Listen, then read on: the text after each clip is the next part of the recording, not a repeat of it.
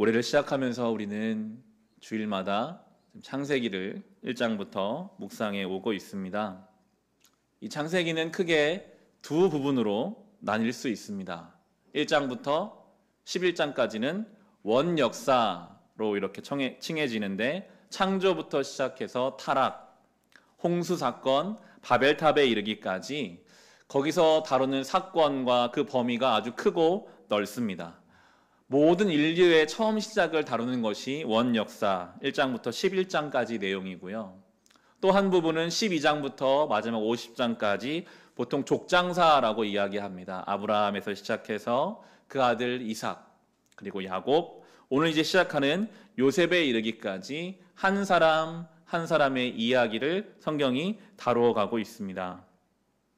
하나님은 모든 천지만물을 창조하시고 주관하시는 전능하신 하나님이시면서, 그리고 또 한 사람 한 사람, 그 사람이 믿음의 길을 걷다가 흔들리고 넘어지면 도우시고 살피시는 하나님이심을 창세기를 통해 우리는 알 수 있습니다. 사실 아브라함 그리고 그 자손들은 세상의 역사에서는 별로 중요하게 여겨지는 사람들이 아니거든요. 그냥 한 지역에 살았던 양치는 그런 평범한 인생이었지만 하나님은 그들을 주목하고 계셨습니다. 전능하신 하나님이, 모든 천지만물을 주관하시고 섭리하신 하나님이 택하신 그 한 사람의 삶을 주목하세요. 오늘도 하나님은 저와 여러분의 삶을 주목하고 계십니다. 모든 것을 섭리하시는 분이시지만 하나님이 사랑하는 그 한 사람, 하나님 백성을 흔들리고 넘어지는 것을 위로하시고 그의 길을 이끌어 가시는 그 하나님을 우리는 창세기를 통해 보고 있습니다. 이 창세기의 마지막 주인공이 될 요셉, 이제 그 요셉이 등장하게 됩니다. 요셉은 참 매력 있는 인물인 것 같아요.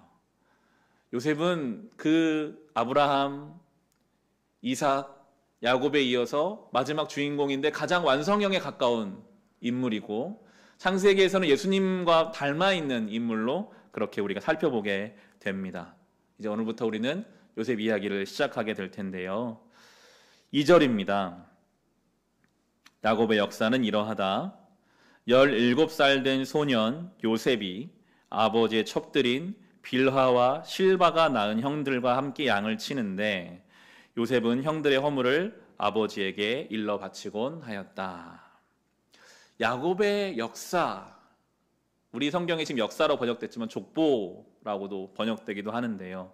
야곱의 역사다라고 말하면서 성경이 주목하고 있는 야곱의 인생의 내용이다라고 말하면서 풀어가는 이야기는 그 야곱이 자기 자식들을 어떻게 대했는가 하는 이야기예요. 하나님이 우리의 삶을 통해 보시는 거는요, 어떤 업적을 이루었는가, 크고 거창한 일을 했는가에 하나님이 관심을 두시는 것이 아니라 오늘 그 가정에서 자기의 자녀를 어떻게 대했는가에 하나님이 지금 관심을 갖고 계시더라고요. 성경을 묵상하면서 많이 느낍니다. 신앙이라고 하는 것이, 하나님이 나의 삶에서 보시고자 하는 것이 크고 거창한 일이 아니라 나의 삶의 중심이 묻어나는 어떤 것, 그것이겠구나 하는 생각을 해보게 되는데요. 요즘 이 코로나로 인해서 저는 요즘 우리의 신앙의 민낯을 스스로 발견하는 때다라는 생각을 하게 돼요. 코로나 이전에는 주일에 성도들이 교회에 나와서 예배를 드리잖아요. 교회에 나오려면 그래 최소한 옷을 차려입고 내 얼굴에 뭐가 묻었나 안 묻었나 여러 가지 단정하게 살피고 교회에 나오죠. 교회에 나오면 순서에 맞춰서 옆에 사람이 찬송하니까 함께 찬송하고 기도하고 말씀 듣고 그 한 시간은 이 안에서 경건하고 거룩하게 예배를 드립니다. 그런데 지금은 어떻습니까? 지금 영상으로 예배를 들으시고 계실 텐데 어쩌면 지금 내가 영상으로 하나님 앞에 예배드리고 있는 그 모습이 나의 신앙의 모습일 거예요. 아무도 보는 사람 없어요. 나와 하나님만 아시죠. 내가 어떤 복장으로, 어떠한 마음 자세로, 언제든지 내가 예배 드리다가도 나의 필요가 있으면 예배를 멈춰놓고 내가 할 일 하다가, 혹은 예배가 지나가든 흘러가든 그냥 내 원하는 것들에 마음껏 신경을 써도 아무도 뭐라고 하지 않는 그러한 현실, 그것이 우리의 신앙의 본 모습이 아닐까요? 마찬가지입니다. 내가 내 가정에서 내 마음대로 해도 돼요. 특별히 내 자녀에게는 내 마음대로 행할 수 있습니다. 내가 일상에서 만나는 그 누군가에게 언제든지 내 마음대로 할 수 있는 그 말과 행동이 그 사람의 인격이고 그 사람의 신앙일 것입니다. 성경은 말해요. 그게 야곱의 역사였다. 그게 야곱의 하나님 앞에서 신앙의 내용이요 삶의 내용이었다. 야곱의 모습은 참 안타깝거든요. 야곱이 12아들이 있었습니다. 그중에 요셉은 11번째 아들이에요. 완전히 막내죠. 그런데 이 막내 요셉이 자꾸만 형들의 잘못을 고자질하는 거예요, 아버지한테. 본문을 보면 한 번 그런 게 아니라 여러 번 아주 습관적으로 그렇게 형들의 잘못을 아버지에게 알렸다라는 것을 알 수 있는데요. 왜 이 11번째 동생이 그런 일들을 했을까요? 아버지가 그 아들을 그렇게 키운 거거든요. 3절에 보시면 이스라엘은 늙음하게 요셉을 얻었으므로 다른 아들들보다 요셉을 더 사랑하여서 그에게 화려한 옷을 지어서 입혔다. 아버지가 편애했습니다. 아주 전폭적으로 요셉을 사랑했습니다. 우리 성경에는 화려한 옷이라는 것에 주가 달려있죠. 채색 옷으로 더 익숙합니다. 화려한 옷. 이 옷은 작업할 수 없는 소매가 아주 긴 옷이었다고 해요. 그 옷을 입히는 것은 무슨 의미입니까? 요셉아, 너는 일 안 해도 돼 라는 특권입니다. 나머지 형제들은 가서 양을 치고 일을 해야겠지만 너는 내 특별한 아들이니까 너는 일 안 해도 돼. 그냥 그 옷 입고 다니기만 해라 라고 하는 아버지의 놀라운 특권이 거기에 담겨져 있죠. 야곱은 자기 아들을 사랑했습니다. 그런데 그 사랑은 건강하지 못한 사랑이었죠. 바로 이어지는 4절이 그 결과를 말해줍니다. 형들은 아버지가 그를 자기들보다 더 사랑하는 것을 보고서 요셉을 미워하여 그에게 말 한마디도 다정스럽게 하는 법이 없었다. 4절 한 구절 안에 요셉을 사랑했다라는 말과 함께 형들이 미워했다라는 말이 같이 있어요. 건강한 사랑은 또 다른 사랑을 낳게 되어 있거든요. 그런데 이 야곱의 이 아버지의 편애는 미움을 낳고 있습니다. 이게 얼마나 안타까운 일입니까? 사랑이 사랑으로 결과 지어져야 하는데 사랑이 지금 미움으로, 말 한마디 다정하게 건네지 못할 만큼의 미움을 낳고 있습니다. 아버지의 입장 어느 정도 우리가 이해해 보려고 하면 이해할 수 있어요. 큰아들이라고 하는 르우벤은 자기 어머니 뻘되는 비라를 범하는 말도 안 되는 짓을 한 아들이니 당연히 마음이 안 갔겠죠. 둘째, 셋째 시므온과 레위는 그 여동생 사건 때문에 수많은 사람을 죽이고 강도짓한 그런 행동을 했으니 마음에 안 들 수도 있었겠습니다. 자기가 지극히 사랑했던 라헬로부터 나온 아들들만 눈에 들어왔을지도 모르죠. 그러나 하나님이 12아들을 주신 건 사랑하라고 주신 거거든요. 내 마음에 드는 아들만 사랑하라고 주신 것이 아니라 그 아들들을 사랑하고 품으라고 하나님이 주신 것입니다. 야곱이 하나님께 어떤 사랑을 받았습니까? 조건 없는 사랑을 받았어요. 야곱이 자기 아버지가 눈 멀어 갈 때 자기가 자기 쌍둥이 형제인 에서인 척하면서 거짓말했고 그 거짓말의 결과로 도망갈 때 하나님이 너는 거짓말했으니까 사랑받을 자격이 없어라고 버리신 것이 아니라 그 돌베개 베고 자는 야곱을 베델에서 만나 주셨잖아요. 20년 동안 고생하는 내내 하나님이 함께 하셨고 가장 인생의 큰 문제였던 에서의 문제도 하나님 해결해 주셨던 하나님은 야곱을 마음에 들지 않지만 전폭적으로 사랑해 주셨거든요. 하나님께로부터 그런 사랑을 받은 야곱이라면 자기 아들들을 그렇게 사랑했어야만 했는데 야곱이 한 아들 요셉을 특정지어서 그만 사랑했던 것은 사랑이 아니라 자기 만족이죠. 그것은 사랑이라는 이름의 폭력이었습니다. 나머지 아들들은 큰 상처를 받았어요. 그리고 결과적으로는 그 상처가 자기가 사랑하는 요셉에게 지금 흘러가고 있거든요. 하나님께로부터 조건 없는 사랑과 은혜를 받았는데 그것을 흘려보내지 못하고 오히려 막고 있는 것이 지금 야곱이었습니다. 이 아버지 때문에 많은 상처가 흘러가게 됐어요. 저는 이 시대에 혹시 교회와 성도들이 하나님께로부터 조건 없는 사랑, 조건 없는 은혜를 우리가 받아놓고서는 너무나 조건적으로 우리는 살고 있느라 하나님 앞에 받은 그 은혜를 흘려보내지 못하고 오히려 막고 있어서 상처를 주고 하나님의 사랑을 잘못 보이고 있지는 않는지 돌아봐야 한다라는 생각을 해보게 되었습니다. 예수님은 어떻게 제자들을 사랑하셨습니까? 예수님의 제자들의 발을 씻겨주시잖아요. 요한복음 13장에 발을 씻겨주시는데, 이제 이 발 씻긴 제자들은 몇 시간 되면 예수님 버리고, 가장 예수님 힘들 때 예수님 버릴 제자들이거든요. 나 살겠다고 이기적으로 도망갈 제자들의 발을 예수님이 씻겨주세요. 사랑해주세요. 자격으로 조건으로 치면 사랑할 만한 자격 조건이 안 되죠. 마음에 안 들어요. 그러나 그들을 사랑하시고는 말씀하시죠. 내가 너희를 사랑한 것 같이 너희도 서로 사랑하라. 그게 성도들을 향한 부르심이거든요. 주님이 우리를 사랑하신 것 같이 우리도 그렇게 조건 없는 사랑을 최소한 하려고 노력해야 합니다. 그거 안 하면요, 우리가 사랑의 통로가 아니라 사랑의 방해물이 되는 거고요. 우리 때문에 사랑이 흘러가는 게 아니라 상처와 아픔이 흘러가게 될 수 있기 때문입니다. 이어지는 요셉의 두 꿈 이야기가 나옵니다. 꿈이 연달아서 2번 반복된다라는 것은 이것이 앞으로 이루어질 일이라는 강조입니다. 이 당시에는 꿈은 그냥 치워버릴 만한 작은 현상이 아니라 꿈은 하나님이 역사하시는 방법이었기 때문에 이 요셉이 꾼 2개의 꿈은 형제들의 마음을 별로 기분 좋게 하진 않았지만 무거운 이야기였어요. 정말 그렇게 될 수도 있겠다. 형제들 앞에 요셉이 서고 형제들이 그 요셉 앞에 무릎을 꿇는다는 이야기. 본문을 볼까요? 6절에서 8절을 보시면 요셉이 꿈 이야기를 합니다. 요셉이 형들에게 말하였다. 내가 꾼 꿈 이야기를 한번 들어보셔요. 우리가 밭에서 곡식단을 묶고 있었어요. 그런데 갑자기 내가 묶은 단이 우뚝 일어서고 형들의 단이 나의 단을 둘러서서 절을 하였어요. 형들이 그에게 말하였다. 내가 우리의 왕이라도 될성 싶으냐? 정말로 내가 우리를 다스릴 참이냐? 형들은 그의 꿈과 그가 한 말 때문에 그를 더욱더 미워하였다.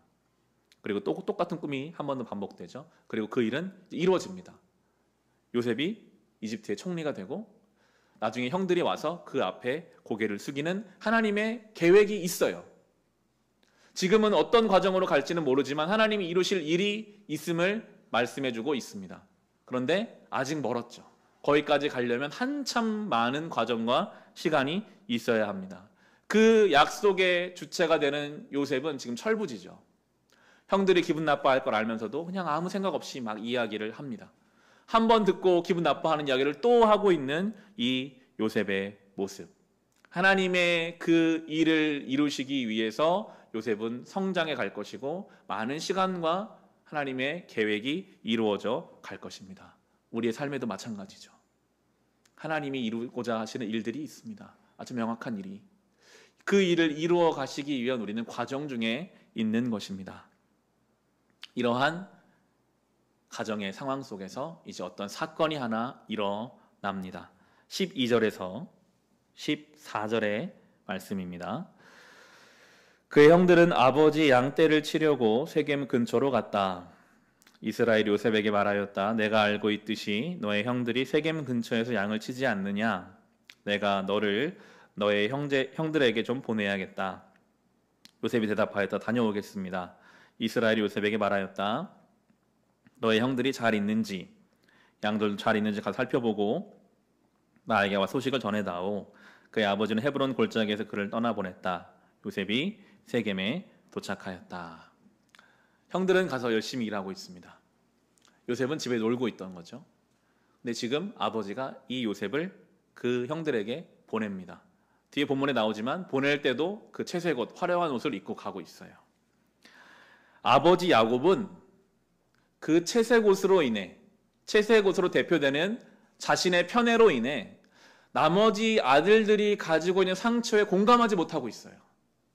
열심히 일하고 있는 그 아들들에게 채색 옷을 입혀서 이 요셉을 보내면 또 얼마나 큰 상처를 받을지, 그 상처가 터져서 내가 사랑하는 아들에게 또 어떤 일이 돌아올지를 전혀 공감하지도, 그 아들들의 아픔에 대해서 관심을 갖지도 않고 있는 아버지의 모습 때문에 더 많은 이제 아픈 일들이 일어나게 되죠. 육신의 아버지지만 가장 사랑해야 할 자녀들의 상처를 공감하지 못하고 있는 아버지의 모습. 그런데 감사한 것은 우리 하나님 아버지는 우리의 상처를 아시고 우리의 눈물을 아시고 우리의 아픈 마음에 공감해 주시면서 우리를 고쳐 가신다는 것이죠. 결국에는 이 모든 상처를 하나님이 하나하나 풀어가게 되거든요. 그런데 지금 이 가정에는 그런 것들이 없고 점점 안 좋은 방향으로 흘러가게 됩니다. 요셉을 죽이려고 해요. 얼마나 그들의 영적 상태와 심적 상태가 병들었는지를 알 수 있죠. 18절에서 20절입니다. 그런데 그의 형들은 멀리서 그를 알아보고서 그를 죽여버리려고 그가 그들에게 가까이 오기 전에 음모를 꾸몄다. 그들은 서로 마주보면서 말하였다. 야, 저기 꿈꾸는 녀석이 온다. 자, 저 녀석을 죽여서 아무 구덩이에나 던져놓고 사나운 들짐승이 잡아먹었다고 하자. 그리고 저 녀석의 꿈이 어떻게 되나 보자. 참 무서운 이야기를 하고 있죠. 꿈이라는 것이 정말 이루어질 수 있다라는 마음이 그들에게 있었거든요. 너무 싫죠. 지금도 저 꼴보기 싫은 동생인데 우리가 어떤 과정을 거쳐서 그 앞에 고개를 조아린다? 그건 너무나 싫은 일이었고 저 동생을 죽이자. 여러분, 비교라는 것이 누군가와의 비교를 당한다는 것이 얼마나 그 영혼을 병들게 하는지를 지금 보여주고 있습니다. 형제 살인이라는 이 말도 안 되는 무서운 일이 지금 계획되고 진행되고 있습니다. 미움, 비교, 결과적으로는 죄라는 것은 인간성을 상실하게 만들어요. 형제가 형제를 죽이게 하고 가인이 아벨을 돌로 쳐 죽이고 다윗이 자기 충신했던 우리아를 죽이는 그 모든 말도 안 되는 현장에는 이 죄, 미움, 비교라는 것이 있었죠. 23절에서 25절에 보시면요. 요셉이 형들에게로 오자 그들은 그의 옷, 곧 그가 입은 화려한 옷을 벗기고 그를 들어서 구덩이에 던졌다. 그 구덩이는 비어 있고 그 안에는 물이 없었다. 그들이 앉아서 밥을 먹고 있는데 고개를 들고 보니 마침 이스마엘 상인 한떼가 길앗으로부터 오는 것이 눈에 띄었다. 낙타에다 향품과 유향과 모략을 싣고 이집트로 내려가는 길이었다. 상상을 해보시면요. 그 화려한 옷을 형들이 억지로 벗겨버립니다. 그리고 구덩이에 이 동생을 던져버리죠. 이 당시의 구덩이는 절대 빠져나올 수 없이 깊은 구덩이였다라고 합니다. 화려한 옷, 아버지의 편애의 상징이잖아요. 지금 자신들의 힘으로 그 화려한 옷을 벗김으로써 이것은 동생에 대한 공격이기도 하지만 더 나아가서는 아버지에 대한 복수죠. 어떻게 아버지가 똑같은 자식인데 이 요셉만 그렇게 사랑할 수 있습니까? 저 화려한 옷을 자기들의 힘으로 벗겨버림으로 자신의 힘으로 복수를 하려고 하고 있어요. 악을 더 큰 악으로 갚고 있는 형제들의 모습입니다. 그런데 이게 우리가 본문을 쭉 살펴보겠지만 평생 이들 상처로 남아요.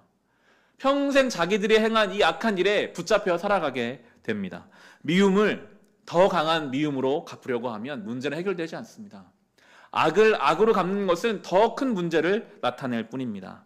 결코 여러분 악을 악으로 갚지 마십시오. 미움을 미움으로 갚으려고 해서는 어떠한 일도 이루어질 수 없는 것입니다. 그런데 이때 하나님이 이제 개입하시는 것을 우리는 볼 수 있어요. 형제 살인이라는 무서운 결과로 치달아가고 있는 이때에 상인이 나타납니다. 여러분, 이 형제 살인이라는 일을 이루려고 했다면 좀 한적한 곳이 아니었을까요? 그런데 그곳에 마침 그때에 상인들이 지나가게 하셨어요.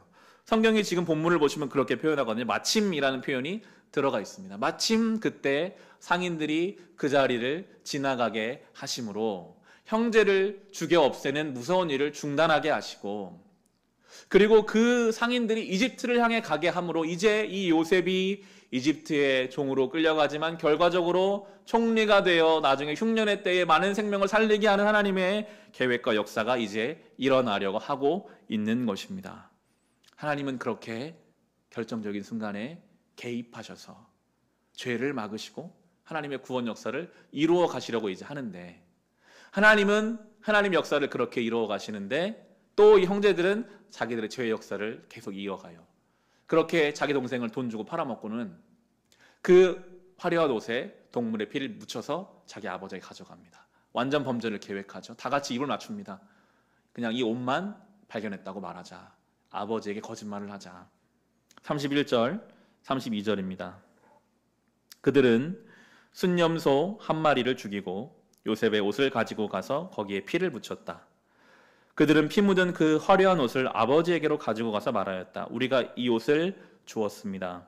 이것이 아버지의 아들의 옷인지 잘 살펴보시기 바랍니다.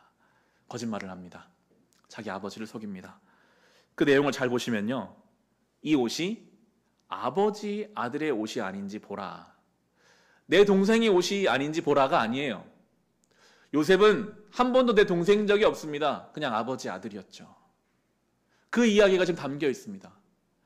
아버지가 요셉만을 자기 아들로 생각했기 때문에 한 번도 우리의 동생으로 대할 수 없게 해 주었던 그 아들이 지금 이렇게 피 묻은 옷만 남겼습니다 라고 거짓말하고 있습니다. 우리 이 장면에서 많은 것을 생각해 볼 수 있어요. 지금 아들들에게 속임당하고 있는 이 야곱은 그 예전에 자기 아버지를 속였었죠. 자기 아버지가 자기보다 자기 쌍둥이 형제 에서를 더 사랑했던 편애 때문에 늘 마음이 쫓겨서 축복받는 그날 아버지를 속였던 그 방식 그대로 자기가 똑같이 아들들을 공평하게 사랑하지 못해 누군가를 편애했고 그 편애당한 아들들이 자기를 속이고 있는 현장입니다. 그리고 이 아버지를 속였던 형제들도 이제 나중에 가면 총리가 된 요셉에게 시험당하고 속임을 당하게 되죠. 성경은 분명하게 우리에게 뭔가를 가르쳐주고 있습니다. 하나님이 살아계시다는 것. 하나님은 살아계셔서 그 모든 과정을 눈여겨보고 계시고 때로 물어야 할 일들을 반드시 그 책임을 묻고 계신다는 것을 우리에게 말씀합니다. 여러분, 하나님을 무시하면 안 됩니다. 내 마음대로 살아도 아무 일이 일어나지 않네. 내가 내 아버지를 속여도 속아 넘어가는구나. 내가 이 일을 해도, 내가 이렇게 해도 하나님은 그냥 가만히 계시는구나. 하나님이 가만히 계시는 것이 아니라 그를 눈여겨보고 계시다는 하나님을 향한 경외함과 두려움을 가지고 우리는 살아가야 하겠습니다. 야곱의 가정의 모습이 지금 어떻습니까? 거짓, 살인, 미움, 편애, 정말 안 좋은 모습들이 다 들어가 있는 것 같아요. 그런데 이들이 하나님이 선택한 12지파의 시작이 되고 이스라엘의 시작이 된다라고 성경이 지금 분명하게 기록하고 있습니다. 살인자요, 사기꾼이었던 이들을 하나님은 선택하셨죠. 우리가 어떻습니까? 우리가 이들과 별반 다르지 않지 않나요? 우리 연약함을 봅니다. 우리 개인의 연약함, 우리의 가정의 모습, 우리의 교회, 우리의 사회를 봅니다. 정말 내가 은혜 받은 인생인가?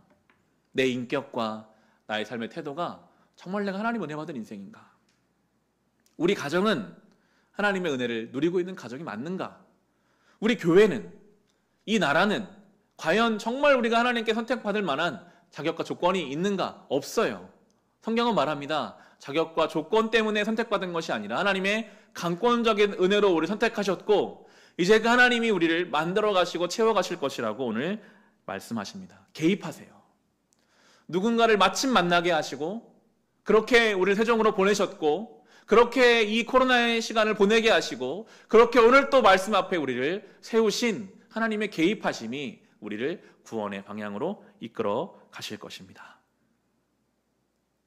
오늘 본문을 시작할 때만 하더라도 부잣집에 가장 사랑받는 화려한 옷을 입었던 요셉이 한순간에 지금 노예 처지가 되어버렸습니다. 이 당시에 옷은 신분이거든요. 가장 영광스러운 신분의 옷을 벗어버리고 이제는 노예의 신분이 돼서 한 번도 가보지 않은 이집트라는 곳으로 노예로 끌려가는, 그 당시 노예는 가축과 같으니까요. 36절입니다. 그리고 미디안 사람들은 이집트에서 요셉을 보디발이라는 사람에게 팔았다. 그는 바로의 신하로서 경호대장으로 있는 사람이었다. 놀라운 것은 최악의 상황인데 자기 형제들이 자기를 죽이려 했고 노예로 팔려간, 이것보다 최악이 있을까요? 그런데 이때로부터 하나님의 놀라운 계획이 시작된다라는 것입니다.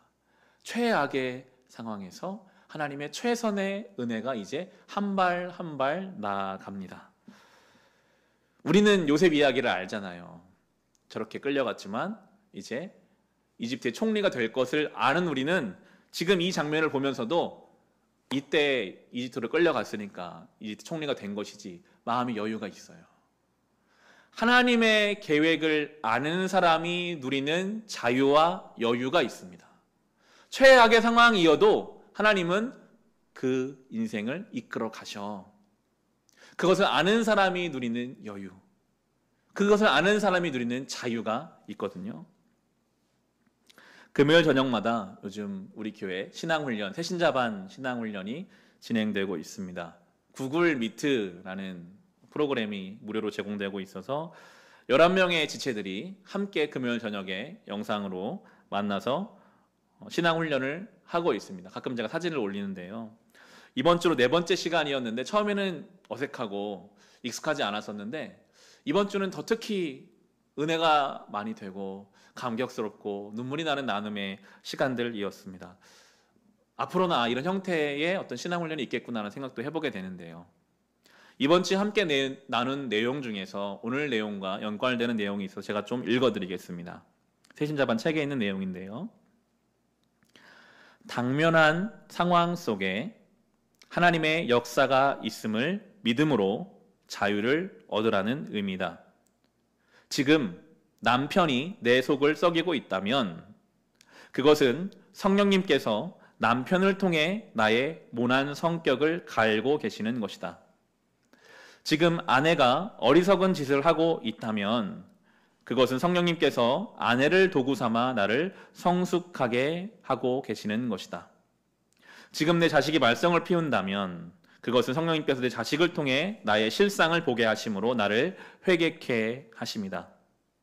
이런 과정을 거쳐 성령님께서 작정하신 때가 될 때 성령님께서는 이 모든 것을 합력하여 아름다운 선으로 마무리 지어 주실 것이다. 이렇게 믿을 때 우리는 모든 상황 속에서 그 어떤 것에도 속박됨 없이 자유를 누릴 수 있다. 당면한 상황 속에 성령의 역사가 있다라고 믿는 사람은 요셉처럼 형제가 나를 미워해서 나를 죽이려고 이집트의 노예로 팔아넘긴 상황 속에서도 하나님의 역사가 있음을 믿을 수 있다면 자유를 누릴 수 있죠. 그 가운데 있는 여유가 있습니다. 우리의 믿음은 그런 것이거든요. 어떠한 최악의 상황에도 하나님은 오늘 나를 통해 일하셔. 하나님 뭔가 나를 만들어 가셔라는 믿음이 있는 사람은 자유해요. 왜 이렇지가 아니라 이걸 통해는 뭘 만들어 가실까라고 볼 수 있는 것이죠. 요셉의 이야기는 이제 시작됩니다. 이 최악의 상황에서부터 하나님의 구원 역사가 시작되어 가는데 저는 이 시대에 이 코로나로 인해서 우리의 삶이 완전 달라져 버린 시대가 마치 부잣집 아들이었던 요셉의 환경이 이집트 노예로 끌려간 것처럼 비슷한 것 같아요. 우리는 마스크를 쓰는 일이 이제 일상화되어 버렸고 거리두기, 해외여행은 이제 정말 언제 갈 수 있을까라는 생각을 하게 되죠. 그렇게 북새통을 이루었던 인천공항이 조용해지고 교회 예배에 못 모이는 것은 물론이요, 학생들이 학교를 제대로 가지 못하고 수능 시험이 미루어지고 모든 상황과 환경이 완전히 달라져 버린 시대를 우리는 살아가고 그 결과는 인간의 욕심 때문이었죠. 이기심 때문이었고 죄악이 모여서 이런 상황이 지금 만들어 놓은 마치 야곱의 가정에서 일어난 그 사건처럼 지금 우리는 그런 시간을 보내고 있지만 오늘 본문을 통해 우리가 알 수 있는 것은 이러한 최악의 상황이라 할지라도 우리 하나님은 이 가운데 당신의 일을 이루어 가신다라는 믿음이 있는 자가 누리는 여유와 자유가 있다라는 것입니다. 요즘 우리가 묵상한 예레미야가 늘 그렇죠. 나라가 망했어요. 최악의 상황이에요. 그런데 하나님은 그걸 통해 이루시는 바가 있다. 예레미야 33장 3절에 보시면 내가 나를 부르면 내가 너에게 응답하겠고 내가 모르는 크고 비밀한 일을 너에게 알려주겠다. 개역 한글 버전이 저는 제일 와닿더라고요. 너는 내게 부르짖으라. 내가 내게 응답하겠고 내가 알지 못하는 크고 비밀한 일을 내게 보이리라. 얼마나 우리에게 사모되는 말씀입니까?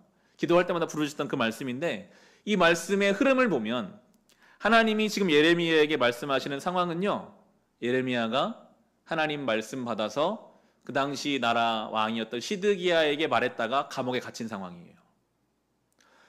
말씀대로 살았는데 돌아오는 현실은 감옥에 갇히고 지금 이스라엘은 바벨론이라는 강대한 나라에 완전히 지금 둘러싸여서 1년 안에 나라가 망하는 상황입니다. 개인적으로도 위기요, 공동체도 위기인 이 최악의 상황에서 하나님 말씀하시는 것은 너는 내게 부르짖으라. 내가 내게 응답하겠고 내가 너에게 크고 비밀한 일을 보이리라. 하나님 아니요, 지금 당장 나를 감옥에서 꺼내주세요. 지금 당장 저 바벨론 군대가 물러가게 해주세요. 상황의 변화가 그가 원하는 것일 수 있겠는데 하나님은 상황의 변화가 아니라 내가 너에게 뭔가를 가르쳐주겠다. 크고 비밀한 일, 네가 알지 못하는 일, 그것을 내가 보이겠다라고 말씀하십니다. 새벽에 이 말씀을 전하는데요, 여태껏 이 너는 내게 부르짖으라, 내가 내게 응답하겠고 내가 알지 못하는 크고 비밀한 너에게 보이리라 막 하면서 기도할 때마다 저는 늘 내가 바라는 어떤 일, 우리는 그렇게 기도하잖아요. 하나님, 어떤 결혼을 해야 합니까? 어떤 직장을 선택해야 합니까? 어떻게 내 노후를 보내야 합니까? 어떻게 이 위기 상황을 극복할 수 있겠습니까? 내가 알고 싶은 어떤 일을 하나님께로도 받고 싶은데, 저는 그날 그 새벽에 이 말씀 묵상하면서 하나님이 우리에게 이미 보이신 크고 비밀한 일은 예수의 십자가구나라는 생각을 많이 하게 하시더라고요. 이미 우리에게 우리가 주님 앞에 부르짖을 때 크고 비밀하고 놀라운 예수의 십자가를 밝히 보여주셨어요. 그 예수의 십자가에 담긴 비밀을 온전히 아는 사람은 자유와 여유와 평안함을 가질 수 있습니다. 십자가라는 것이, 그 영광스러운 하나님의 아들이 그 십자가상에 죽은 이유가 나 때문이라는 사실, 그 십자가상의 사랑과 은혜가 얼마나 크고 놀라운지를 날마다 내 안에 새길 수 있는 사람은요, 담대하거든요. 주님이 나를 그렇게 사랑하셨는데 이 상황 속에서도 주님의 사랑이 있겠지라고 볼 수 있고요. 또 한 가지는 그 십자가의 방식, 죽는 것이 사는 것이 되잖아요. 십자가상에서의 그 참혹한 죽음이 부활의 영광이 됩니다. 우리가 주님의 뒤를 따라 살아가느라 때로는 참아야 하고 때로는 나를 죽이는 것 같은 그 일이 하나님 안에서 부활의 영광으로 뒤집어질 것을 아는 사람은 놀라운 담대함을 가지고 맡겨진 삶을 살아갈 수 있는 것이죠.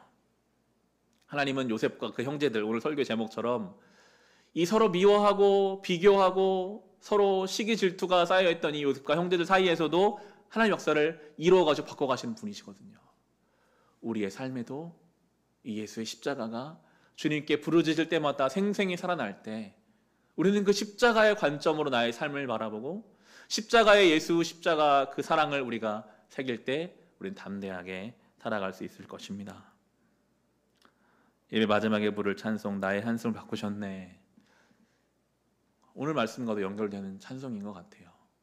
한숨을 쉴 수밖에 없는 이 최악의 상황 속에서도 하나님의 역사가 있는 줄로 믿는 자가 누리는 그 자유, 여유, 담대함을, 하나님 앞에 부르짖을 때마다 예수 십자가의 그 비밀이 우리 속에서 깊게 새겨지고 생생히 살아나서 그것을 힘으로 삼아 삶의 방식으로 삼아 살아갈 수 있는 저와 여러분, 우리에게 될 수 있기를 주님의 이름으로 축원합니다.